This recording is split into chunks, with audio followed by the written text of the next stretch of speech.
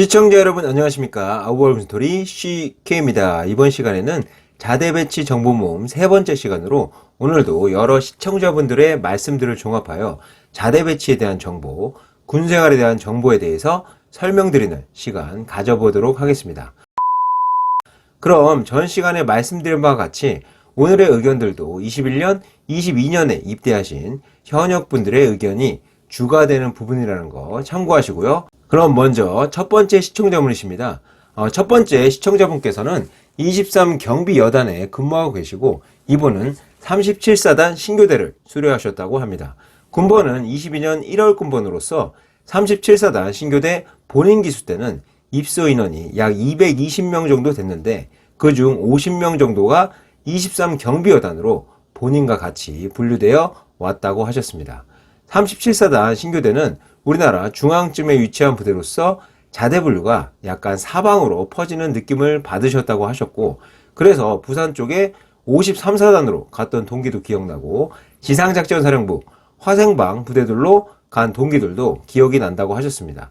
그리고 신교대에서 선발하는 선발직 직책들은 기동대, 조교, 군악대 요원들 정도를 선발해 갔던 것으로 기억한다고 하셨습니다.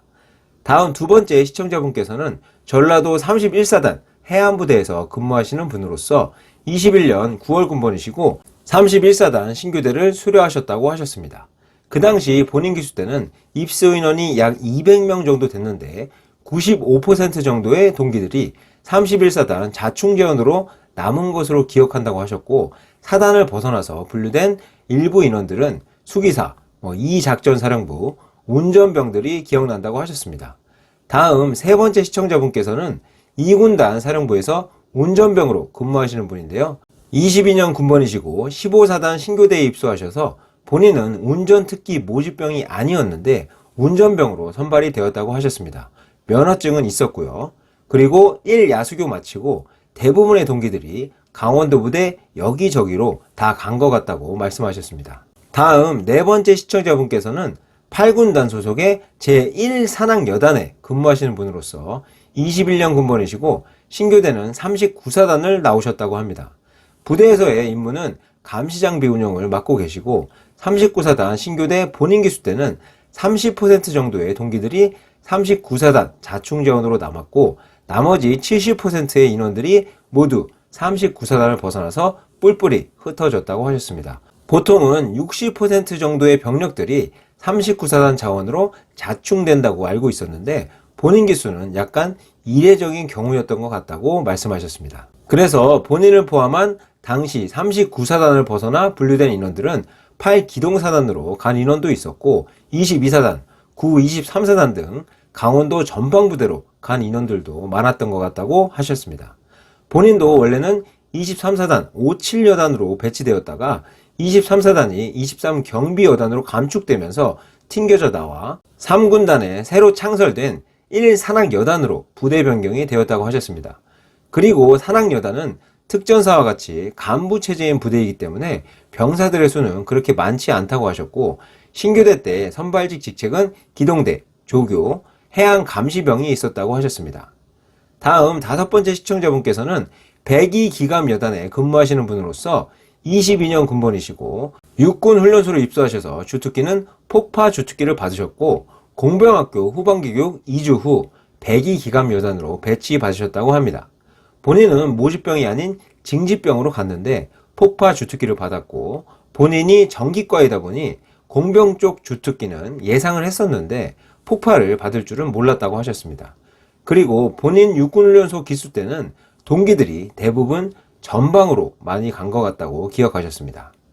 다음 여섯 번째 시청자분께서는 6사단 전방 보병대대에 근무하시는 분으로서 6사단 신교대에 수료하셨고 신교대 시절 징집병인데도 운전병이나 취사병으로 선발돼서 가는 동기들이 꽤 있었다고 하셨습니다.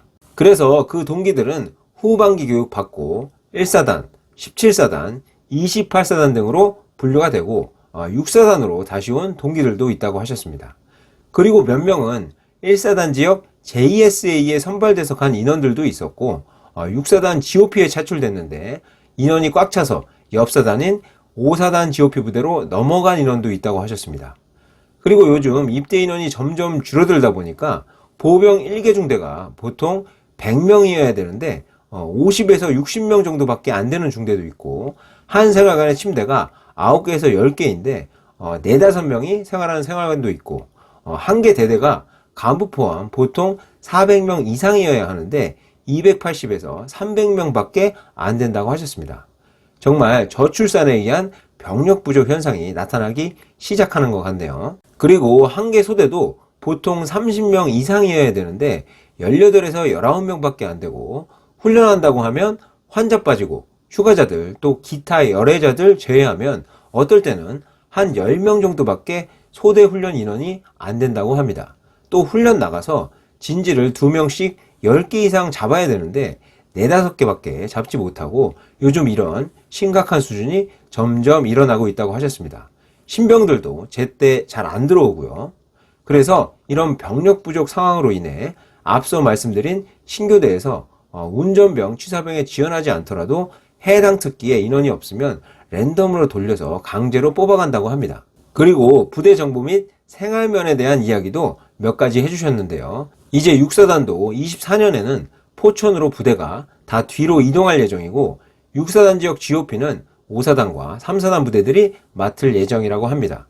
이미 육사단 일부 부대는 포천 지역으로 이동을 완료한 부대도 있고요. 그리고 생활관의 침대도 이전에는 모포 포단을 사용해서 취침했는데 요즘에는 파란색 두꺼운 솜잎을 하고 아래에 까는 요도 취침용으로 새로 보급되고 있어서 침낭, 모포는 훈련 때만 쓴다고 하셨습니다.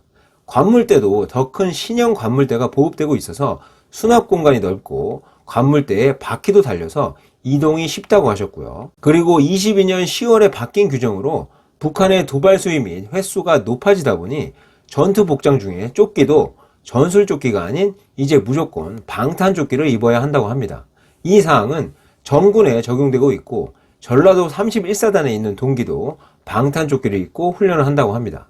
그래서 전술 조끼는 훈련소에서나 입게 되고 자대에서는 이제 무조건 방탄 조끼를 입게 되는데, 방탄 조끼를 입으면 무겁기도 하고 꽉 쥐고 타이트해서 군장 매면 어깨가 더 불편하고 때로는 아프다고 하시네요. 그리고 개인적으로 GP, GOP는 안 가는 것으로 추천드린다고 하셨는데요. 지금 본인이 있는 페바 부대로 GP, GOP에서 힘들어서 못하겠다고 하는 인원들이 종종 내려오고 있는데, 못하겠다고 내려오면 보통 휴가가 제한되는 징계를 받는다고 합니다. 그래서 애초부터 안 가는 게 좋을 것 같다고 하셨고, 내려온 인원들 얘기를 들어보면 수시로 울리는 GOP 사이렌 소리 때문에 스트레스를 생각보다 많이 받는다고 합니다. 그리고 페바 부대는 주말, 평일 다 출타할 수 있지만 GOP는 휴가 이외 외출 외박은 나갈 수가 없고, 페바 부대는 평일 외출 2번, 주말 외출 1번, 외박은 분기에 1번 나갈 수가 있는데 GOP는 이런 생활을 할 수 없다고 하셨습니다. 대신 GOP는 나중에 한 번에 휴가 나가는 기간이 길긴 하죠. 그리고 GP, GOP 선발할 때 강제 차출이 되는 경우가 있는데, 이런 경우는 너무 인원이 부족할 때 그렇게 할 수는 있지만 웬만해서는 지원자 아니면 안 데려간다고 하셨고, 본인 기수 때는 GP, GOP, JSA 이외에 키나 시력을 보고 군사경찰을 선발해서 가기도 했었다고 하셨습니다. 그리고 현재 소총은 K2C1을 사용하고 있는데, 기존 K2 소총과 다르게 K2C1은 앞에 손잡이가 있어서 실거리 사격할 때 진짜 잘 맞는다고도 하셨고, 또 K16 기관총도 새로 보급되고 있는데 기존 K3보다도 더 무거워서 K16 기관총에 보직되면 큰일 날 수도 있다 라고 우스갯소리 하시면서 전반적인 부대 생활에 대한 이야기도 해주셨습니다. 자, 지금까지 오늘은 6분의 시청자분들을 통해 최근 자대 배치 근황을 알아볼 수 있었는데요. 입대 예정자분들께서는 참고하시고 어디로 배치 받으시든 군대 임무 자체가 안 힘든 부대는 거의 없기 때문에 좋은 구성원들 만나셔서 고생 속에 즐거움을 찾으시는 그런 군생활 되시길 간절히 바라겠습니다. 그럼 오늘도 영상 시청해주셔서 대단히 감사하고요. 다음 시간에 또 유익한 정보로 찾아뵙도록 하겠습니다. 감사합니다. 시케!